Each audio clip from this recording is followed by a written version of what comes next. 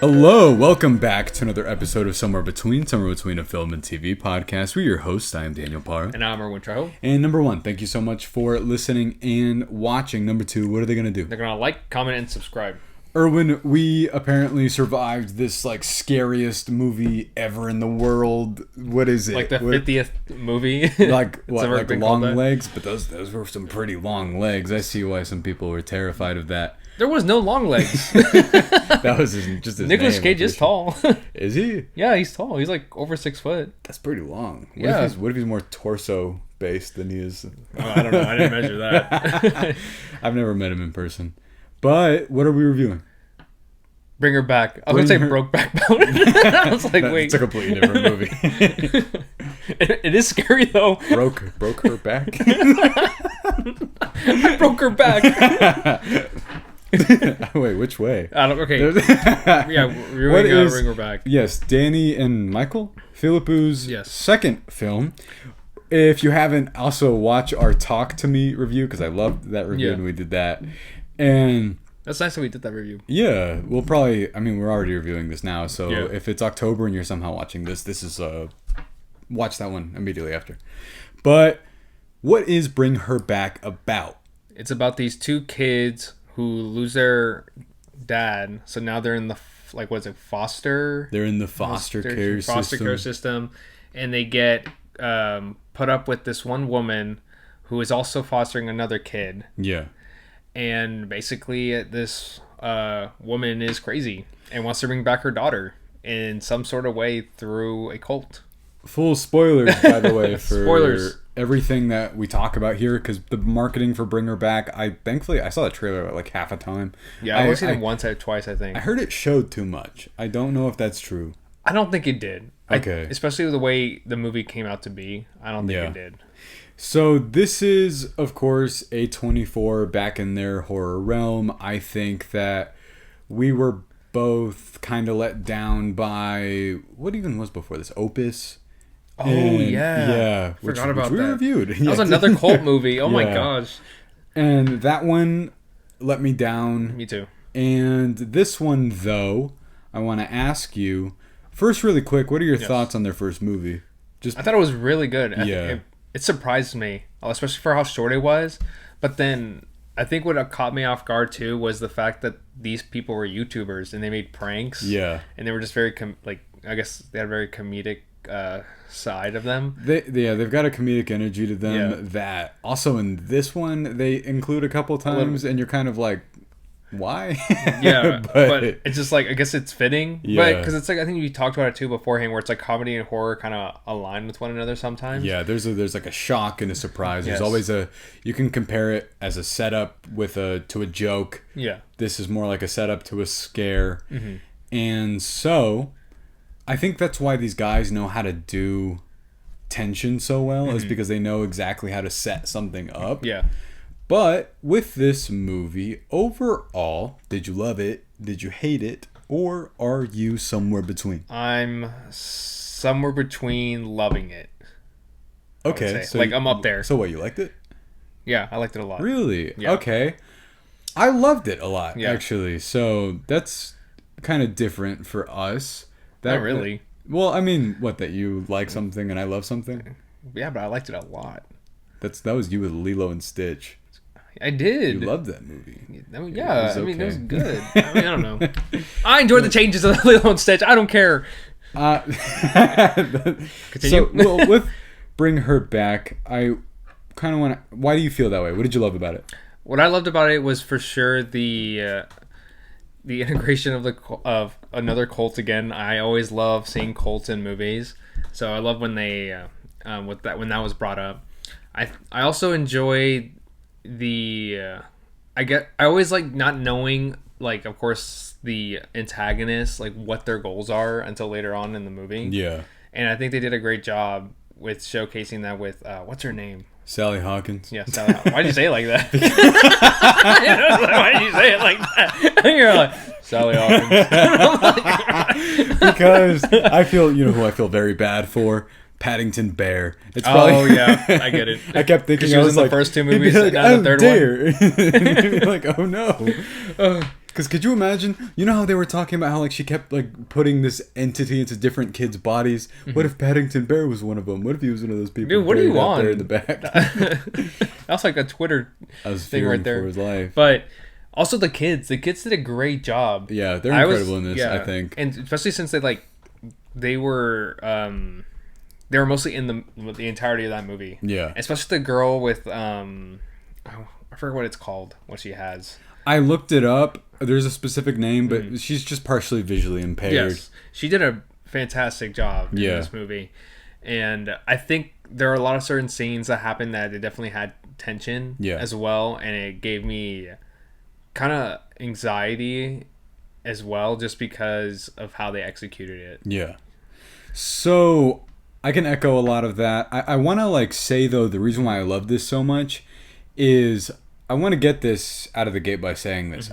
It isn't a fun movie to watch, I think. No. And it makes you feel really gross after it's over. Yes. And it's because there's this build up, this existential kind of dread, that the big thing that happens essentially in this movie, that after that is like a tumbling kind of thing, is round halfway through, I want to say, and we'll get into it. It's the thing with the knife, but I think it was past that too. You think it was past that? Yeah.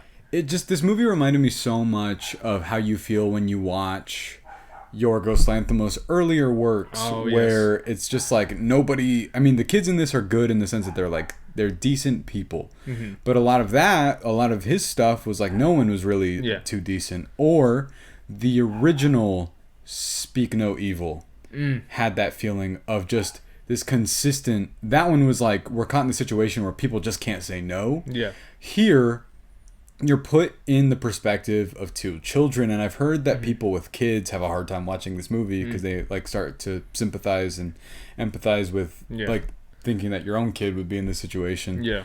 And something that I felt really kind of was interesting was how much they would put I gotta look up his name, but the kid with the shaved head. Oh, him. Throughout like this entire movie, who's also giving an incredible performance as well. Especially for someone who wasn't talking so much, and it was just more of a physical. Yeah, acting. He says maybe a total of like 8 words or something like that. But I thought that it was beautifully shot. I thought that there was a lot of they incorporated what they did with Talk to Me with a lot of their sort of YouTube tips and tricks on how to shoot a short film, because I remember that one and Talk to Me had this like mattress flip that we talked about. Oh, that was crazy. Yeah. And this one has it really rung in my mind. I think they restrained themselves a little bit for this movie. I felt like Talk to Me, since they were able to sell that and it was them kind of flexing that they could make a full-length movie. I feel like here, since they had the creative ability to just trust themselves, I think that they pulled back on some of that tendency that they had with the first one. The reason I bring that up is because one thing that rung out to me was a moment where the camera follows Sally Hawkins making like a circle, and it like almost kind of traces along with her while she does it. Yes. And I thought that was really creative and really cool. But it's funny because this is one of those movies where I don't really have too many negatives, but my negatives stem from the marketing again. Oh, I think I have like 2 negatives. Okay. I would say. Well, maybe we can talk about that. We'll pace this one a little differently, just because I want to know what they are. Yeah, I think the first one where you just mentioned pacing. Yeah, I think it's the first half for me, and I think it's just like a very slow burn. Yeah, just to get to the points where, of course, it's like you're seeing. A lot of it, you're just following the older brother. Right. And, of course, you're just feeling like he's going through it, and you're just trying to understand, like, what is happening type of thing, until, like, later on in the movie, things are getting put together into pieces. Yeah. But it's just, like, a slow burn, whenever I was watching the movie. And then, also, like, I guess, I don't know, it's always I feel like it's like a double-edged sword when it comes to little information for something, or knowing everything about it, and it's like the cult. Did you want to? You wanted to? I don't know. It was just so interesting to me. Yeah. I think that's what got to me because I feel like that explanation of it, because they didn't explain it, they just showcased it through a video, which that was great. Those like VHS tapes that you're like, what is going on? It's like, I guess I kind of understand. Yeah. But I feel like I understood it more whenever at the end of the movie when you actually see the action happening, and it's like, okay, I understand what's going on now.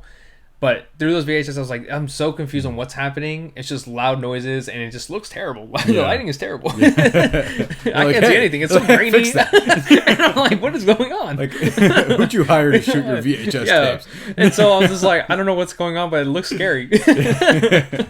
And so I kind of wish, like, I didn't want it to be explained, but more so just, like, immersed into that world, especially that cult aspect. I think I wanted more of that. But my main issue was for sure like the first half, where it's just kind of a slow burn. I don't know if it's because the opening to this did you see Sinister?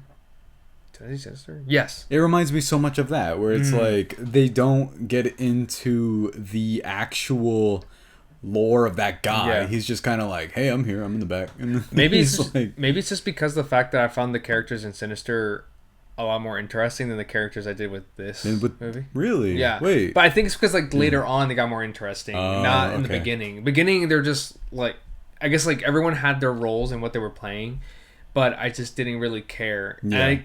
And I cared more about the characters, especially later on, like halfway through the film. That's so interesting because I really gravitated to them right when they're introduced. I felt like, yes, yeah. If anything, I liked the girl like right away, but that's only because she already had some like empathy towards her. Yeah.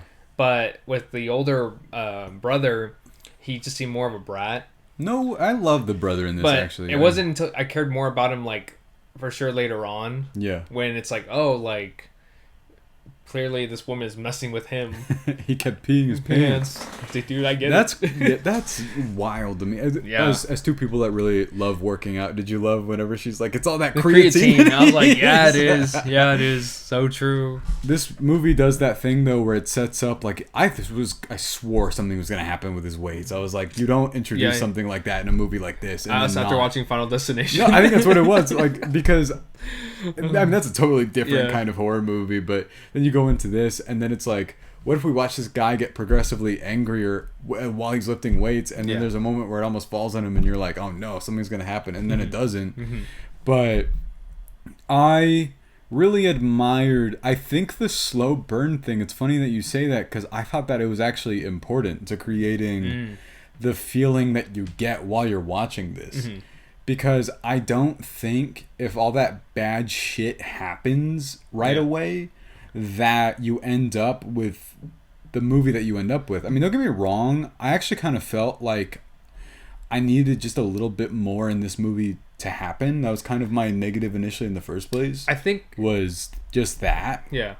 I was thinking more so like later half of the movie where like all the bad things that are happening starts to happen. Yeah. I think just because it just kept happening boom, boom, boom, boom, boom, that it's just when I look back to the first half of the movie, it was just very little to none. Yeah. And so I guess when I'm looking at both, it doesn't feel like one complete. It just feels like the first half and second half, and there's no like consistency to it. You thought that it like turned into a different movie, or? I think it just turned more into like a horror movie. Yeah. And because the first half just felt like you're just going through like the system of what they were going through. I just thought that the first half of this movie felt so much of like, you know how they say they're like, oh, movies from different countries sometimes have a different tone where they're darker and nothing good happens. Sometimes. This like felt to me like that, where, like I said, Dogtooth also felt like this, where it's just whenever I saw people like, it's why I'm bringing this up. The whole marketing of hiring the influencers and stuff to be like, oh my god, this movie's the scariest thing I've ever seen. I had to sit in my car and then like blah blah blah. I'm like, don't get me wrong. I have to sit in my car. Yeah. No. And I'm like, why would this happen to these kids? Don't get me wrong. The stuff that happens in this movie is traumatic. There's a moment that we haven't talked about yet that you're like, oh my god. But there's actually like 5. But there's a lot of moments. Yeah. But I'm so used to it with that uncomfortable feeling that of horror movies that give you this queasiness, that you asked me a question before we even started recording this. What is scary? What is that? Oh, yeah. Like, what is that to you? Well, to me, I don't know, because I feel that depending, it sucks because I don't want to say the marketing or like the trailers for it too. Yeah. Just because I feel like anything that can be showcased, like if it's like religion based or if it's just like something trauma related or like family trauma, and all that it can be horrific in its own way, but just how you showcase it, and that's how at least whenever I watch a horror movie, that's how I would go in with that type of mindset. But I think because I'm just assuming here that most people, when they come into a horror movie, they expect it to be more jump scares. Yeah. Especially like right away. There's maybe one in this total. I would say. But even then, it's just like seeing a jump scare is not even scary at that point too. To me, jump scares, we've talked about this. Yeah. We've every time we review a horror movie, it's always, how many jump scares did we get? we devolve into is this scary? And you're like, I don't know. And other people, because I see people on TikTok that are like, this movie's not scary at all. Nothing jumped out at me. But then somebody else is like, this was just jump scares. And I don't know, but you would showcase a movie like this to someone else, and that was scary. Yeah. And it's some people just, I feel like it's just their tolerance too, and just because of how the internet is nowadays, and you're just seeing things that are also horrific on a daily basis. I've seen some of your Instagram reels. I've seen the comments. Yeah, it's scary. But it's just seeing that all the time, and then now you're going to a movie where it's supposedly explicit. Yeah. And so, of course, us, the audience, who's see explicit things on a daily basis, it's this isn't enough now. You need to go to severe extremes in order for it to seem necessarily scary as well. What's so interesting to me, though, and this kind of ties into our beliefs in demons and stuff. Inner demons, those are real, but anything, my inner demons. Anything outside of that, me when I talk to the mirror and the wolf is there, and you can do this. You can do this. But I know some people get really scared just by the concept of possession alone. They find that horrifying. Mm-hmm. That's something that, I'm sort of whatever seeing it. Mm-hmm. To me, I think, if anything, that's sort of my least favorite types of horror, specifically because they rely so much on isn't this scary that there's a demon inside this person. You have to aim for a specific feeling when you show something like that. I think something that's scary is something that's very applicable towards everyone. Yeah. As well. Because for sure, religion is a great one to do, especially if it's done right. But I'm trying to think of what's something that's scary that could happen to anyone. Well, I can tell you something. I thought that this movie genuinely worked on that level, because even if you don't buy into the possession stuff, the foster care system thing is very possible. I think that being stuck, it's why I thought this movie works so well effectively, even the first half, which I guess we feel differently about. Yeah. Because even before it pivots into supernatural territory, even though it's kind of messing with it right from the beginning, you're dealing with a real life situation of the foster care system and how often we hear about how terrible it is. Mm-hmm. And we're US based. This was Australia. Yeah. And I think that... You know what I think it was? It's because I saw Instant Family before. The one with Mark Wahlberg? It's a complete opposite. I've seen that movie. And I think I was the foster care doesn't seem that bad. No, it's still bad in that movie. I know. It's just them arguing with each other for a bit. And then he's like, we're family. We're family now. That's so funny. I like that movie, actually. Yeah. But I think because I saw a clip of it. Oh, and you were I gotta watch. Yeah, I gotta watch Instant Family. And so I did, and I was like, "Oh, this is good." It's funny you brought that up. I actually watched a clip from that the other day. It was probably the same thing. Probably the same. But I was like, I've seen this movie. I won't lie to you. There's 1 minute.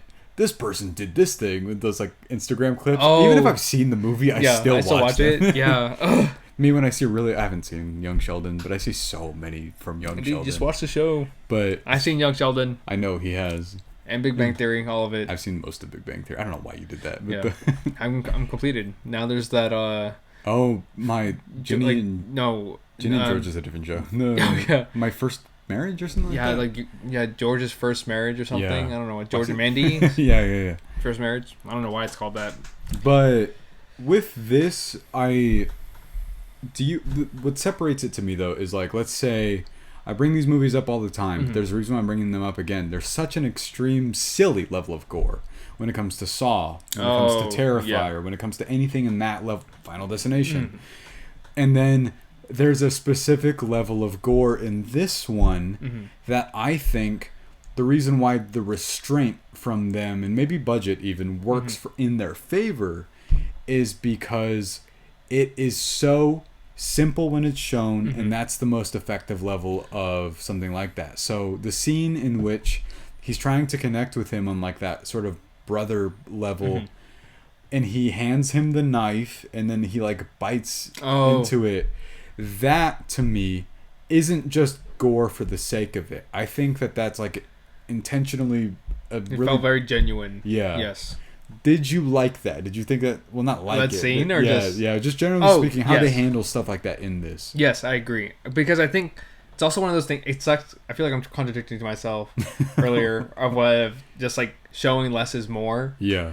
Type of thing, because my favorite parts whenever they do showcase gore is whenever it's a shot where you're seeing somebody else reacting, like it's in the same frame. It's like they're reacting to like the gore that you're seeing happening. Either they're eating it, they're just like destroying it, dismantling like the person there, and you're just seeing the reaction, but you know there's gore there. Yeah. That's like my favorite thing to see, and like they definitely did that plenty of times in this movie as well. I think they're so good at sound mixing and sound editing. Yeah, that's also too. They'll do certain things where you hear like a crunch of something, or you hear that scene. He essentially picks his flesh off like a nail, and then it goes all the way what was like down his arm or something like that, and it's just so effective, and it's so disturbing. Kind of sounded good, I'm not gonna lie. The what? Whenever he was peeling his skin, it just looks like gummies. I mean, I'm sure it was like a prosthetic effect. Yeah. But Why did it look kind of good? A fruit roll up. It's like when Sally Hawkins, what was she like? He like digs into, who does that? Like somebody digs into like their arm, right, and then sort of rips part of the arm off. That's to her, isn't it? Is it her? I just remember him biting like flesh. Yeah. Off her. But I could have sworn somebody like digs their thumb or something into somebody's flesh. I don't remember. We saw this movie like a week and a half ago. Yeah, so. I don't remember. But it's what I thought this movie had to overcome for me is it does deal with familiar territory of certain things that I know that you like a little bit more than I do. And what's kind of funny is how much I liked the cult stuff in this. I'm not used to being like, I liked how that was integrated, specifically when it's about something like that. And I loved the footage at the beginning. I thought that it was so instantly like disturbing, and what's going on, and why is this being shown to me. I think that this movie makes it clear. I feel like what sort of separates it from why some people might have been let down by it is because it instantly tells you why we're here, what's going on, what Sally Hawkins' purpose is. The moment you meet her, you're like, something's wrong with her. Oh yeah. Yeah. Well, especially because it's like the moment she tries to introduce this kid, you're like, what is this? Yeah. It's like, so, and like you lock him up in his room. It's like so weird. Oh yeah, she's like, did you break in Yeah. my room? I thought it was, you know how sometimes you get this really kind of like uncomfortable level, like you kind of cringe at something. My moment in this wasn't even like gore or anything. It's whenever he calls his new brother like a fucking weirdo or something. Oh yeah, and he's that like was funny. trying to hide his phone. Yeah. And she's like being super nosy. The moment like he turns around and just sees her like, I'm like, what the heck? That's you when you try to grab my phone. Not like, at all, dude. You grabbed my phone last time. I did. I was like, this is. So I do that. my phone. I do that so much. Yeah, I'm like, that's whose very phone? suspicious. I'm like, this is not my Clearly, phone. he's hiding things in his phone. I'm not. I don't know. Grab his phone one time, and he goes, "What are you doing?" Got naked pictures in there. Erwin's not allowed to see. He's always trying to grab my phone. No, I'm just trying to grab those naked Just kidding. photos. None of Apparently. that's true. Okay, sure. Why'd you bring it up then? See. But overall, I like to ask you this question specifically about A24 movies, just because I think that their horror films always sort of separate from, like, we always ask, what is this movie about? What is this movie about? Opus, I felt, was about kind of nothing. And here, though, I think that it's pretty easy because we kind of make fun of it. It's another thing that I felt was very familiar. But what do you think that this movie is about? I don't know. Accepting that your kid is lost. Well, Like that's dead? okay. Well, There's a few different things I think you can get out of this. Number one, we make fun of this fairly consistently, but I felt like this movie executed it really well, is family trauma. And it's always family trauma. It's always family trauma. And I understand that a lot of people are saying, now at this point, I watched a different review where somebody was saying that, like, oh my God, people are just like complaining that everything horror related is trauma based now. And I think that's all you can do. I think pretty sure that's... How can you... Is there a way that you can have something like horrific happen to you and not have it based off of something traumatic? No, because isn't everything based off of empathy? People say that movies are empathy machines. It's like a very popular Roger Ebert quote. What could you possibly do and make a horror movie about that you wouldn't be like? Because if you start off with the characters are like they're all just happy and good, and then something happens to them, and you're just like there's no like you're not relatable to them as well, because majority of the time I'm pretty sure most people are not happy. That's usually the crux of movies that are like horror movies. Something bad will happen at the beginning and then they'll move on from there. But that's still trauma. If we're following a bunch of people that are living a happy life and then you're trying to make a horror movie out of it, but nothing bad happens to them, what is that? Yeah, you're just like, well, everyone turned out to be fine at the end, and so it's like, why? No, if someone could genuinely point me to a direction of a horror movie that exists where everybody starts off happy, is happy the whole time, and it's also scary, please tell me what that movie is. Yeah, I would love to know how that plays out. I'd love to. That's an interesting creative idea. If you could like try to come. It's copyrighted by Daniel. Yeah, Barratt. let me. Well, I don't have any idea for it. Okay, That's like... it's copyrighted. Circle C. I do own one copyright for something. There it is. You just got to pay $10. That's all it takes. But can you copyright anything? Well, not anything. Anything. Like you can't copyright like the thing on your hat because number one, that doesn't belong to you. But it's my hat. Not the hat. Like I paid $36 for this hat. Yeah. Was it 36? I bet it was. It was at least 30. Yes.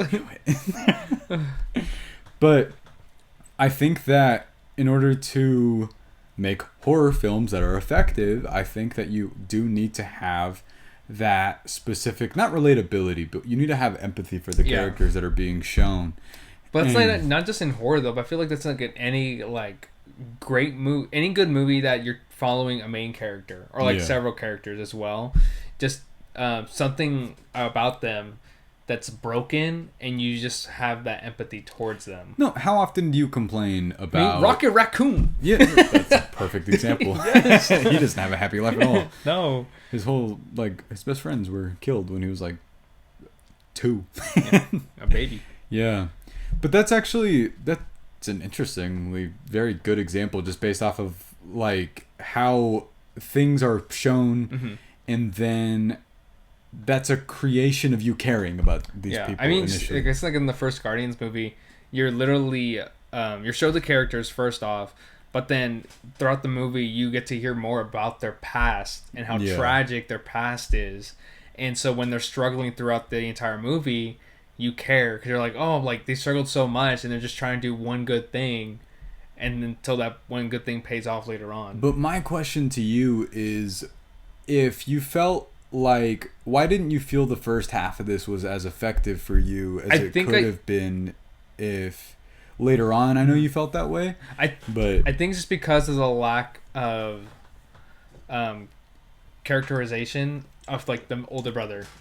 Really? I think it's just because the sister I got just because she already has a disability and I already feel some towards like empathy towards her. Right. But with the older brother, I didn't really get that until like later on you like started learning more about his past, where he was like apparently abusive towards, or he was abused by his dad, and then like he had like an incident once with his sister and everything, and then obviously now he seems like he's really trying to fight to like protect his sister, and so like that's when I started to care more, and then he died. Yeah, actually, I felt that was intense. I was like, what? There's no way. I respect that choice a lot, and they didn't bring him back at the end of that. I actually thought that was headed in that direction for some reason. But I'm glad they didn't. And, that was a good choice. I think that if the third act would have derailed into that, you'd been like, what's she gonna do? Watch the video and then start doing that too?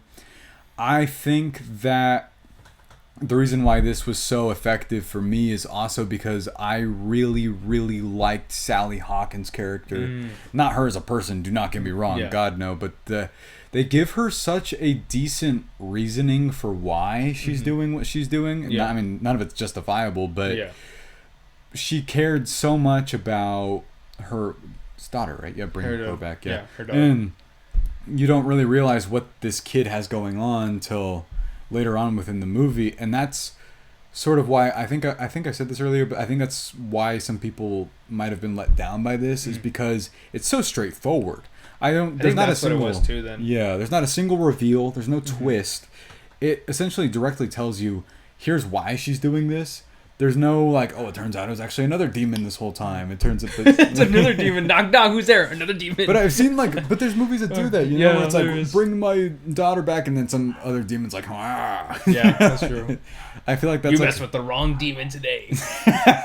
They're like tag. No more. I'm on demon time. I'm on demon time. You're on demon time today. It's like. I don't think we'd be able to make a successful horror movie. Yeah, I don't think so either. Too many I don't like. Why is there so much blood? There's one knife. Like, I don't understand. Like, Erwin, chill out. This isn't a gore movie. This could happen in real life. No, it did. I don't understand. How is this scary? Me, I'm like, what if all their intestines fell out? You're like, that's not scary. Yeah, but I'm like, how's that scary? Like, but it's funny. We're making a comedy.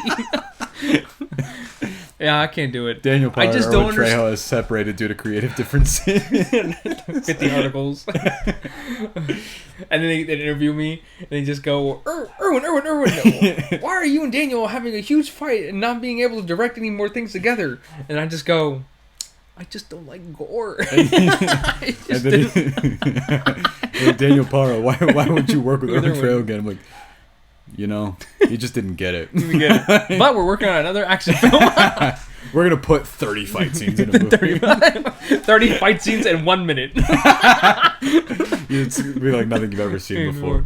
But I know how to do it. Okay, right? So it's going to be 30 small boxes. And it's going to be 30 different fights happening at the same time. That's 30 fight scenes. Save this idea for when we review Ballerina in a second. Okay. But yeah, I mean, overall, do you have any more positives? I feel like you said. I feel like you were more specifically talking about kind of the things that. Oh yeah, that's true. Yeah. I would say, I think for sure one of the favorite scenes from this movie was the knife. For sure, that one got me because I was like, "What the hell's happening? Like, what the heck is happening?" And then whenever the sister comes back and is like looking for her brother, that one also got me as well. You want to know how I knew that this movie was effective? Was looking back on it, nothing actually happens in this scene. They take her to this, I'm not really sure what this is. It's this sort of like YMCA looking place. Oh, yes. And the entire time I was like, something's going to happen. Something's going to go wrong. Something is going to make me feel horrible. And nothing does. And then at the end of it, she's like, Sally Hawkins, we gotta go. But looking back on it, I was like, oh my god, this movie made me feel so uncomfortable that if they do anything at any given time, I think something bad is going to happen. Yeah.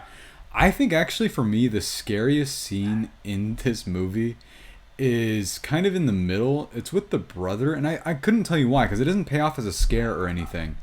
He's in the shower.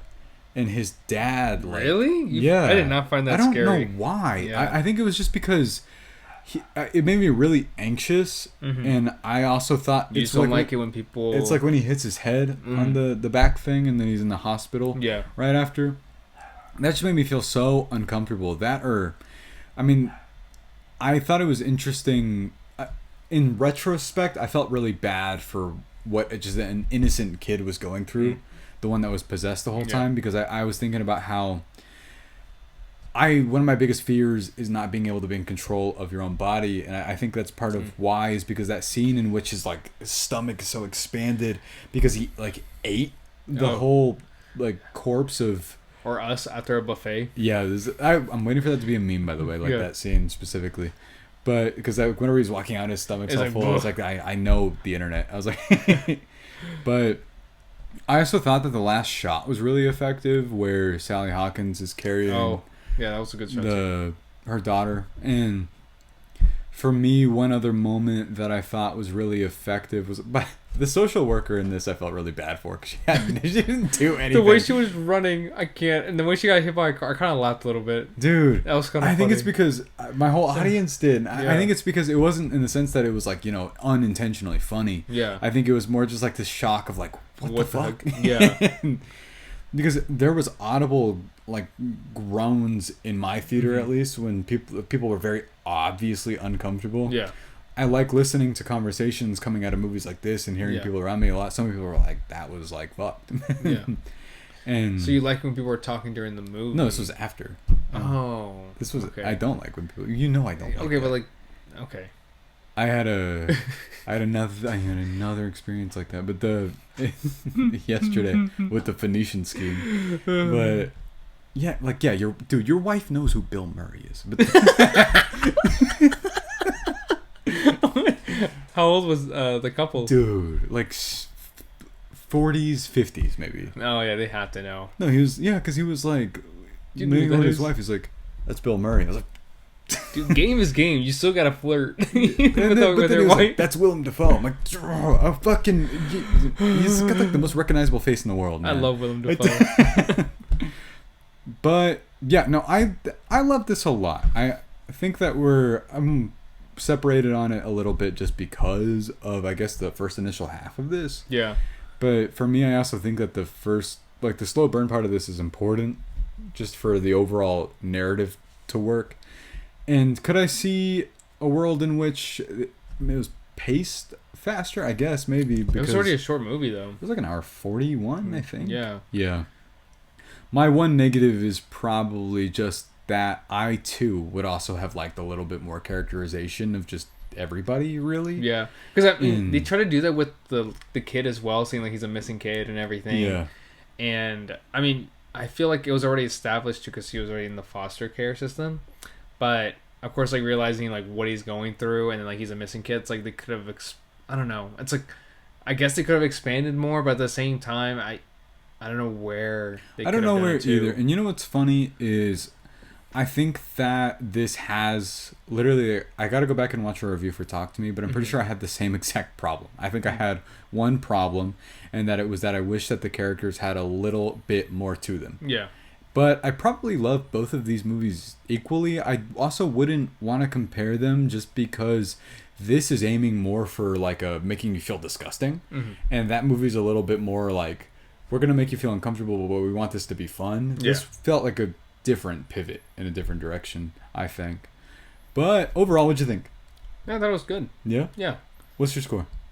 4 out of 5. Really? Yeah. Okay, that's a great score. I thought, like, the way you were talking about it, I thought you were going to go 3.5 or something the whole time. Okay. I thought it was a good movie. I loved it a lot. I thought it was really great. Oh, you didn't get your score yet. No, I'm giving this okay, go ahead. A 4.5 out of 5. Okay. Yeah. No, it's got some imperfections a little bit, but I loved my experience with it. I thought it was really great. I thought it was, again, deconstruction of how bad the foster system is. Guys, it's just trauma. Yeah, and trauma. And also, always trauma. Also not getting over loss, I think. I think it's about the sort of what lengths you can go to. She's not kidding. At the beginning of the movie, she says, I will do anything to bring her back. And I was like, damn, it's like, that was not a lie. That was not a lie. I liked when they referenced Talk to Me, because they say Talk to Me like 3 times in this movie. Oh, yeah, did you notice that? Yeah, and I was like, huh, wait. That's why I was like, nobody gets, if I were to have leaned over to you, I'd be like, they referenced Talk to Me. He's like, I need to bring her back. You need to what?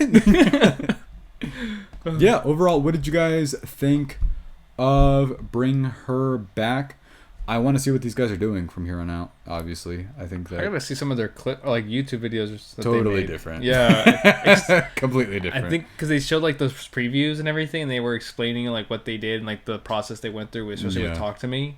And it looked really fun. Also, hugely inspirational to me. I'm a little bit biased just towards that sort of like come up in terms of being able to get from the YouTube place to being able to be successful filmmakers for A24. That's amazing. Insane. Yeah, that's incredible. But what's up next? Ballerina. from the world of John Wick. I don't know why they made that the official title. It's not going to be titled that when I make that review. It's going to be called Ballerina is blah, blah, blah. I just don't understand. Yeah. I understand marketing, but, like, why? Well, what is the... like? Well, you know what? We'll talk about it in a second. Okay. Thank you guys so much for listening and watching. We'll see you next time.